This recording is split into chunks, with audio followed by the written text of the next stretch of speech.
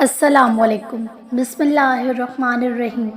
علی کہتے ہیں میں اپنے بستر پر لیٹا یہ سوچ رہا تھا جس طرح حضرت یعقوب علیہ السلام کی دعا قبول ہوئی اور انہیں یوسف علیہ السلام مل گئے، اس سوال نے میری آنکھیں نم کر دی۔ میں نے سوچا مجھ گناہ گار کے لیے بھلا کیسے معجزہ ہو سکتا ہے۔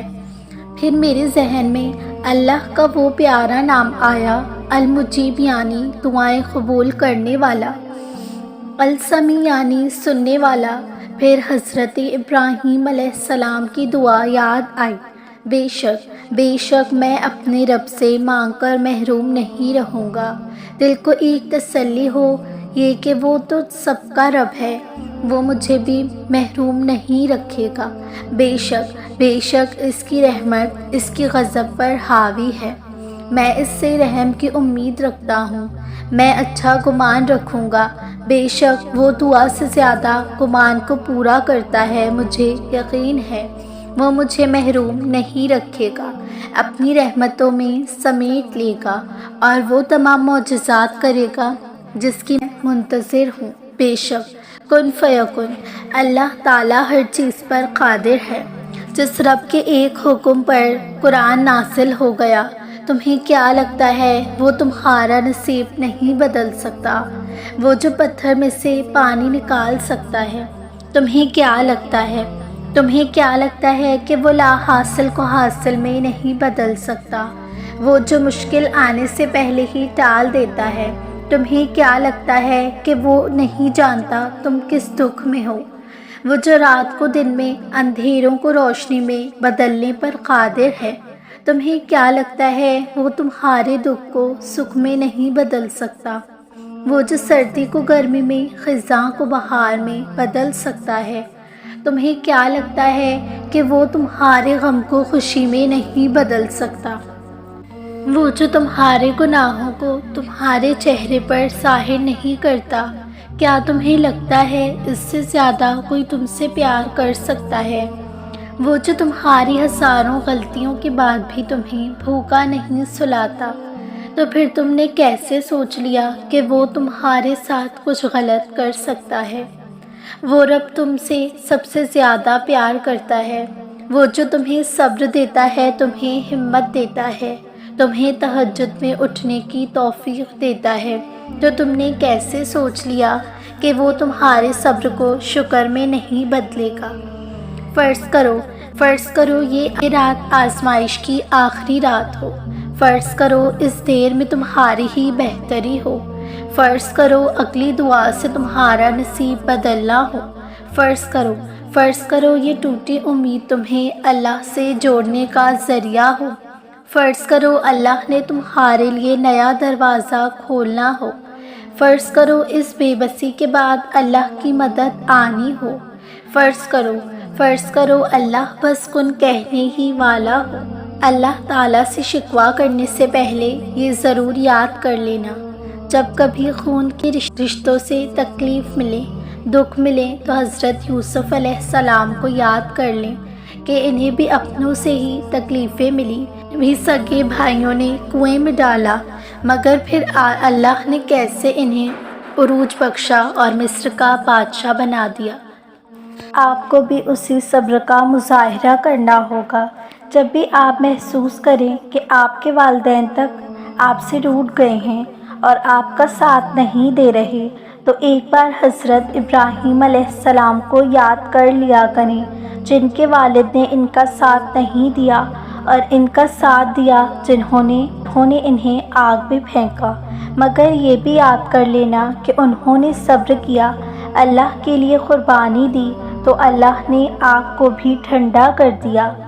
اگر کبھی آپ پر سے اعتبار ختم کر لیا جائے، آپ پر جھوٹے الزام لگائے جائیں اور آپ پر بہتان تراشی کی جائے، تو اپنی امی حضرت عائشہ رضی اللہ تعالیٰ عنہا کو یاد کر لیجئے گا، جن پر بہتان لگایا گیا مگر انہوں نے صبر کیا، اور پھر اللہ نے پاکیزگی میں قرآن اتار دیا۔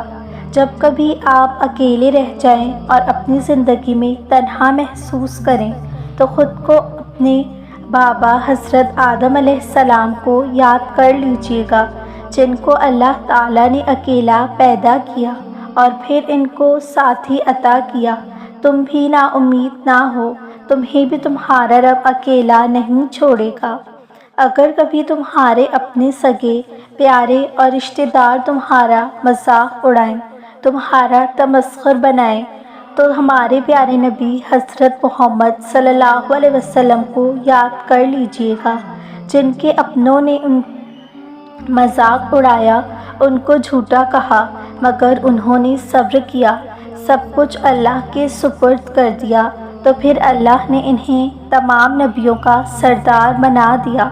جب کبھی آپ بیماری میں مبتلا ہو جائیں اور آپ کا جسم درد سہ کر اپنے لگے، تو اللہ تعالیٰ سے شکوہ کرنے سے پہلے یہ یاد کر لینا کہ حضرت ایوب علیہ السلام کو یاد کر لینا، جو تم سے کئی گنا زیادہ بیمار تھے، تم سے زیادہ تکلیف میں مبتلا تھے، مگر پھر بھی انہوں نے صبر کیا اور اپنے اللہ تعالیٰ سے کبھی شکوہ نہیں کیا۔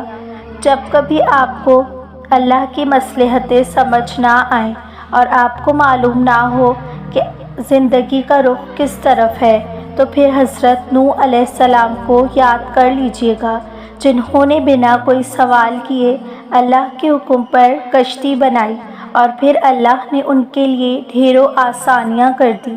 یوں ہی ہر نبی کی زندگی میں ہمارے لیے سبق ہے کہ وہ سب انبیاء علیہ السلام اللہ کے پیارے تھے، محبوب تھے، مگر اللہ تعالیٰ نے پھر بھی انہیں آزمایا، انہیں پریشانیاں آئیں، مگر انہوں نے صبر کیا اور اپنے اللہ کے ساتھ جڑے رہے، اور پھر اللہ نے انہیں سرخرو کیا۔ آپ کو بھی یوں اپنے اللہ کے ساتھ جڑے رہنا ہے اور استقامت سے کام لینا ہے، اللہ آپ کو کبھی اکیلا نہیں چھوڑے گا۔ دعائے انبیاء۔ دعائے یوسف علیہ السلام: انت ولی فی الدنیا والآخرہ توفنی مسلما والحقنی بالصالحین۔ دعائے موسیٰ علیہ السلام: رب اشرح لی صدری ویسر لی امری واحلل عقدۃ من لسانی یفقہوا قولی۔ دعائے یونس علیہ السلام: لا الہ الا انت سبحانک انی کنت من الظالمین۔ دعائے ابراہیم علیہ السلام: رب اجعلنی مقیم الصلاۃ ومن ذریتی ربنا وتقبل دعا۔ دعائے آدم علیہ السلام: ربنا ظلمنا انفسنا وان لم تغفر لنا وترحمنا لنکونن من الخاسرین۔ دعائے یعقوب علیہ السلام: انی مسنی الضر وانت ارحم الراحمین۔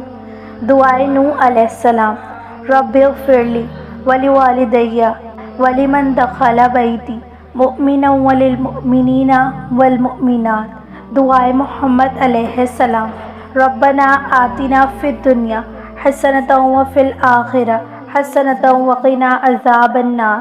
آخر دعواہم ان الحمد للہ رب العالمین۔ امید کرتی ہوں آپ کو یہ ویڈیو اچھی لگی ہو۔ اگر یہ ویڈیو اچھی لگی ہو اور اسی طرح کی آپ اور بھی ویڈیوز دیکھنا چاہتے ہیں تو میرے چینل کو سبسکرائب ضرور کیجیے گا، تاکہ میری ہر نئی آنے والی ویڈیو کا نوٹیفیکیشن آپ تک آ جائے۔ جزاک اللہ۔